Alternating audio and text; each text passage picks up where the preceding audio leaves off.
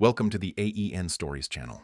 I was 44 when I learned the difference between being blindsided and being warned. One knocks you flat, the other gives you just enough time to watch the punch arrive. I manage regional accounts for a logistics company, which is a fancy way of saying I spend more time in airport food courts than I do at my own grill. Sarah always said my rolling suitcase sounded like a third child.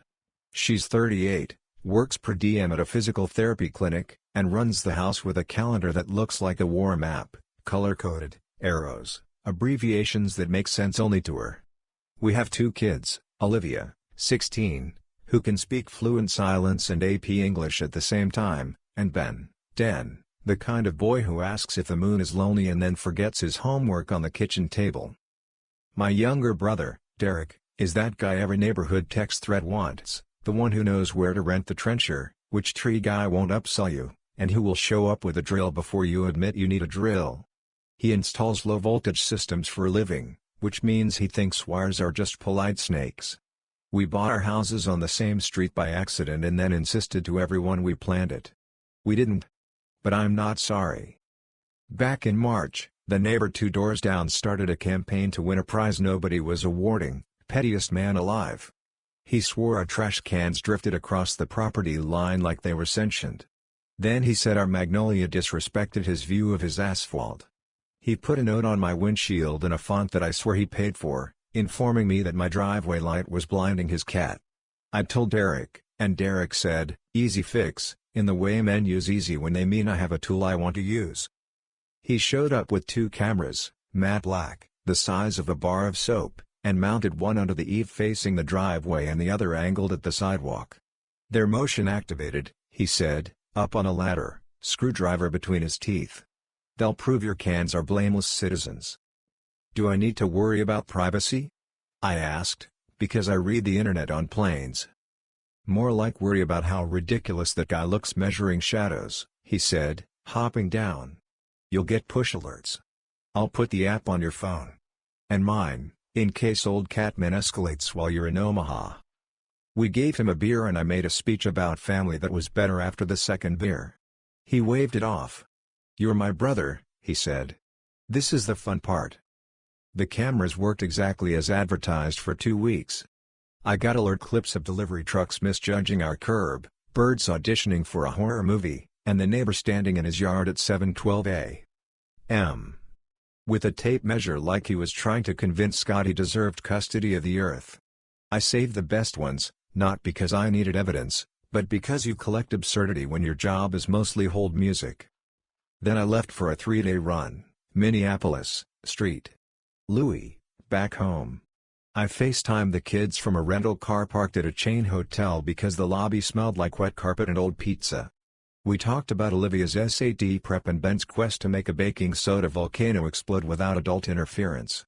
Sarah was in the background, folding towels, efficient.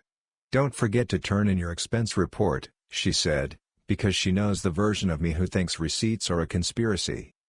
That night, back at the hotel, I put on the TV to something that requires no attention, Tiny Houses or British Bakers, and fell asleep like a man who has made peace with industrial air conditioning.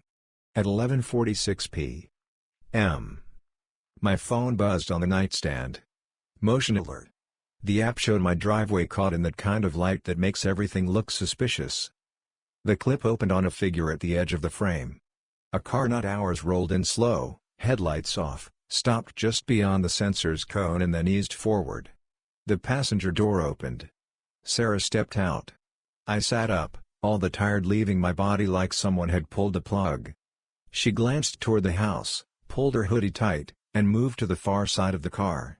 The driver got out, tall, ball cap, a jacket I didn't recognize, and joined her in that place just shy of the camera's full view, the place Derek had warned might get a blind spot from the hydrangea. They were close. Too close for neighbors. Too close for anything we were. They talked. You can't hear the audio on those clips, that's the mercy. He touched her arm and she didn't flinch. She tucked her hair behind her ear in a way I've seen in mirrors. At one point she stepped forward into the frame and he didn't, like a choreography they hadn't rehearsed in front of an audience. She looked back at the front door like Penelope waiting for truth and stepped out of view again. It lasted 97 seconds. The clip ended the way those clips end, abruptly. Everything still there in real life, nothing recorded anymore. I watched it twice, the way you watch a bad play your friend is in. Then I set my phone on the bed, walked to the sink, and ran cold water like a person trying to wake up from a cheap dream. I stared at my face in the mirror and thought about all the things it had been asked to play: husband, father, brother, reasonable neighbor. I don't know who I looked like just then. Someone I didn't want my kids to meet yet. I didn't call Sarah. I texted Derek, "You up?" He called immediately. "Hey, you see old man measuring cup again?" He said, cheerful in the way night people get when you invite them to narrate. "Can you open the app and look at 11:46 p.m.?" I said. He went quiet. 30 seconds. A minute. "Mike," he said softly, "and that's what I'm called when there isn't enough air. I'm sorry." We didn't say much else. He asked if I wanted him to yank the cameras, like you pull out the fire alarm when you don't want the party to be interrupted. I said no. He asked if I was okay. I said the sentence men say when the floor is gone, yeah. He told me he'd be at my house in the morning, which is a sentence that always sounds like a plan, even when it isn't. I didn't sleep. I watched Minneapolis weather and a preacher selling a book about money and a documentary about eels that made excellent points about secrets. At 5:07 a.m. I checked the footage again, like repetition might alter facts. It didn't. I showered. I shaved. I looked like a man going to a meeting. I flew home on a plane full of tired people who believed they were returning to familiar kitchens. Sarah picked me up at arrivals. She waved, big, the way you do when you've rehearsed normal. She smelled like citrus shampoo and effort. The kids were at school. "How was Street, Louie?" she asked, steady. "They still make ribs," I said. I put my bag in the back and sat in the passenger seat like it was a test I could pass if I didn't move wrong. She talked about the dog, stomach issues, a mess on the rug, a heroic cleanup, and then about Olivia's math teacher and Ben's physics, which is what he calls anything that involves gravity. I nodded. I was polite to the stranger who knew my coffee order. Derek was on our porch when we pulled into the driveway. He had 2 coffees and a face that looked like a movie still, older brother energy in a younger brother's body. Sarah waved at him, surprised. "Hey, hero," she said. He held up the coffee like a reason for being there. "Wanted to talk about the camera sensitivity," he lied. She went inside to start the laundry, a habit she has when emotions need disguises. Derek handed me my coffee. "You want to?"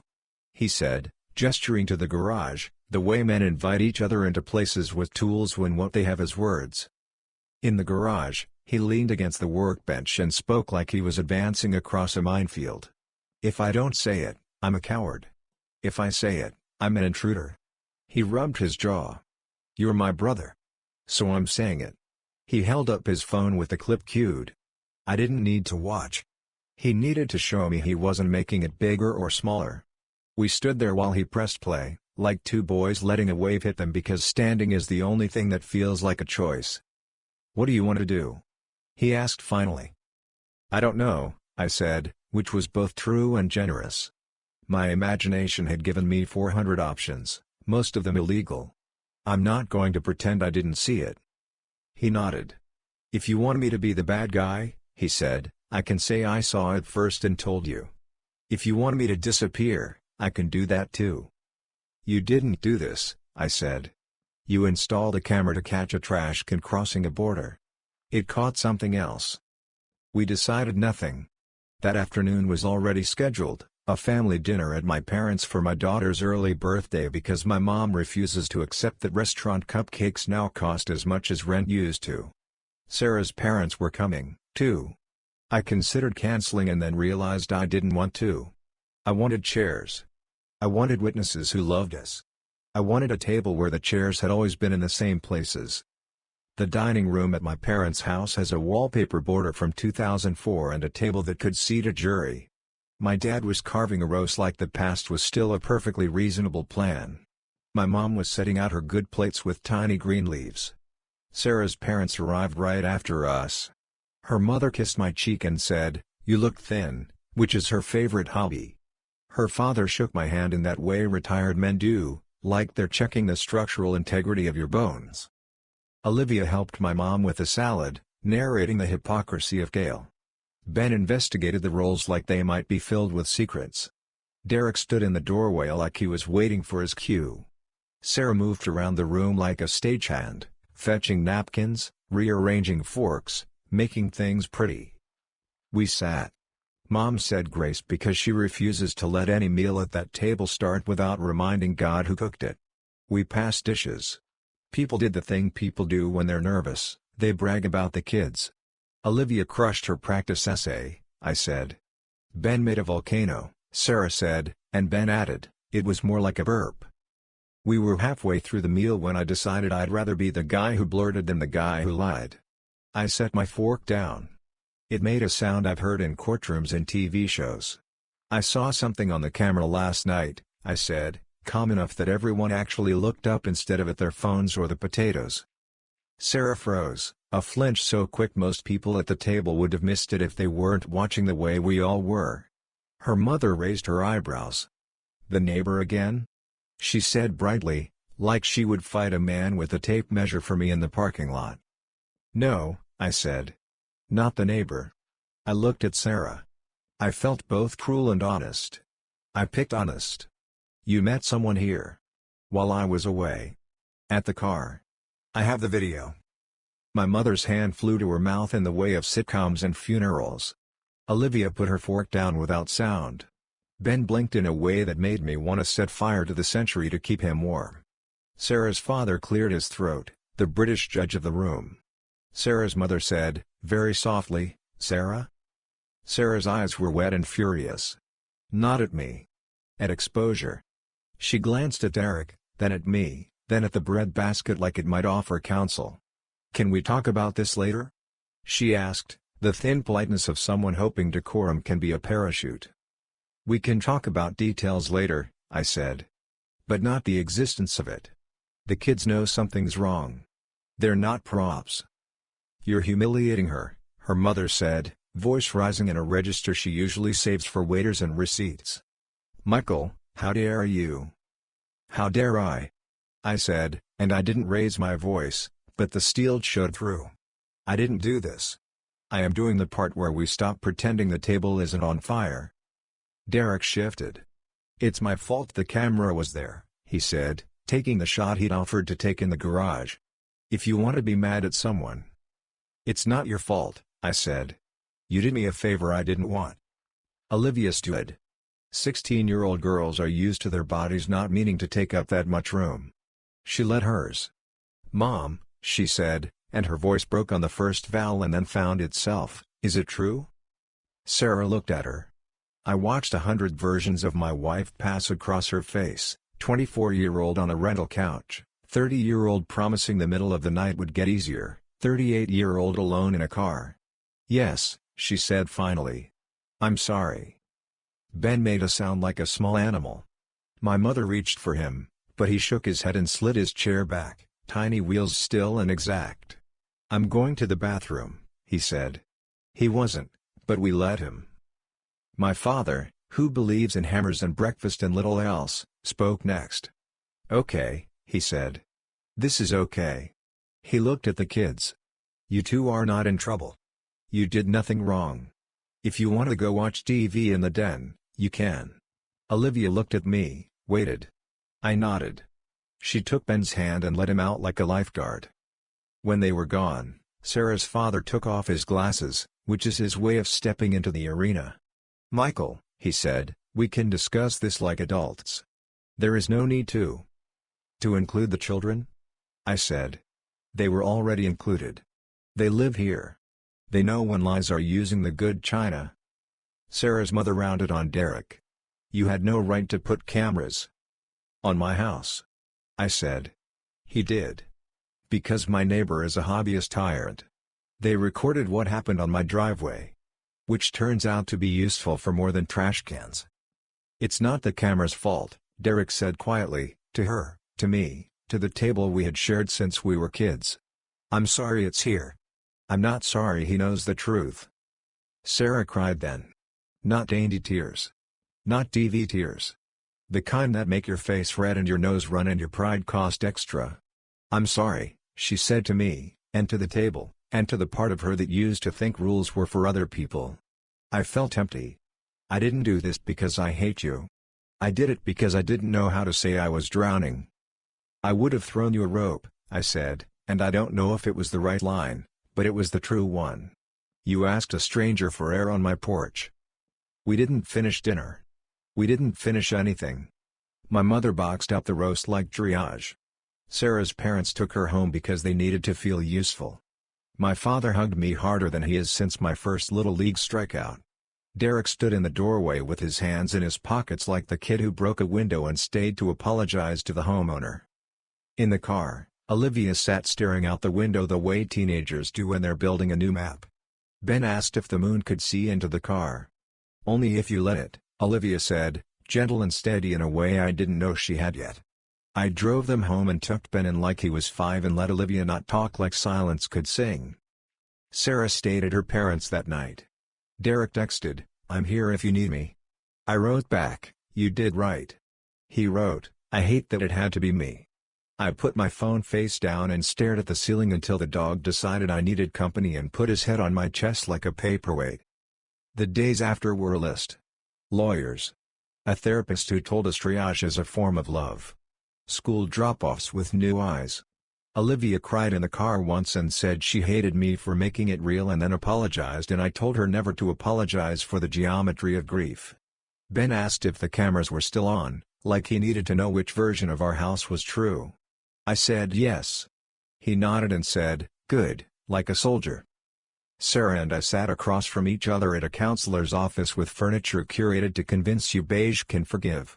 We talked about years and gaps and loneliness and travel and calendars and the way resentment builds like calcification in a pipe until everything is a trickle. She said she had ended it, I said endings happen earlier than you admit and later than you want. We talked about repair and wreckage. We planned custody like we were dividing a small country. At a follow-up dinner at my parents', without Sarah, my mother asked if we could pray. I said yes. My father squeezed Derek's shoulder hard. After, out on the porch, Derek said, hit me. I said, no. He said, I installed the camera. I said, I forgive you for catching my life. We laughed a laugh that had edges. Then we didn't laugh. He said, I didn't know whether to tell you. I said, telling me cost you. Not telling me would have cost us. He nodded like a man given a job he can finally name. At school, Olivia's best friend asked if we were okay, and that way kids know from the way you stand, and Olivia said, we're right now, which is better than okay. Ben showed his class a picture of his volcano and didn't correct anyone when they called it a mountain. His teacher emailed to say he'd been extra helpful, cleaning up without being asked. I read the email twice and decided that some children build new muscles while you're still counting the old ones. Sarah's mother sent me a long message about how public humiliation is worse than private sin. I didn't answer. Sarah's father called to say he was sorry for his wife and proud of his grandchildren, which is at least a sentence that knows which nouns deserve the verbs. Sarah texted pictures of the dog to the family group like peace offerings. Olivia hearted them. Ben replied with a volcano emoji. I said thank you. Derek sent a gif of a trash can running across a lawn. We laughed. It helped. One Saturday, a month out, Derek and I re-aimed the driveway camera a few degrees. Hydrangea's grown, he said. We'll trim it. We didn't talk about why angles matter. We already knew. After, we fixed the loose spigot, repaired a pantry hinge, cleaned the gutters, small tasks, evidence that things can be maintained even when foundations are in court. Repair is not romance. It is not fireworks or vows or we beat the odds speeches. It's showing up at 4:30 to get your son from practice and not making it a referendum on the marriage. It's answering your daughter's question about a college visit without turning it into a speech about stability. It's telling your brother he did the right thing and meaning it even when part of you wants to live in the 5 minutes before you knew. It's sitting across from your wife at a mediation table and using the word we only when it applies to the children. I still have the clip. I don't watch it anymore. It lives on my phone like a memory you don't have to feed. The neighbor with the tape measure has stopped measuring. He saw the camera once and decided my lawn was big enough to forgive his cat. I waved. He waved back. We're all hypocrites. At night, after the emails and the lunches and the laundry and the how was your day and the fine, I stand in the hall and listen to my kids breathe. It's a thing I used to do when they were small and the world felt conquerable with a humidifier. Olivia breathes like she's running in a dream. Ben breathes like he's negotiating with stars. The dog snores, unbothered. In the living room, the tiny blue light on the camera hub blinks, polite, present, not a judge. I don't know what we'll be in a year.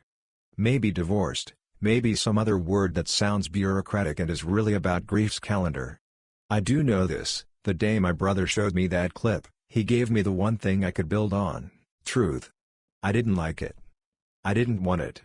And I needed it more than anything anyone has ever brought to my door. We're right now. That's enough. Tomorrow, Olivia has a test, Ben has a game, the dog has a vet appointment, and the neighbor will start a sentence with technically. I'll make coffee. Derek will text me about a new drill bit like that's the news that matters. Maybe it is.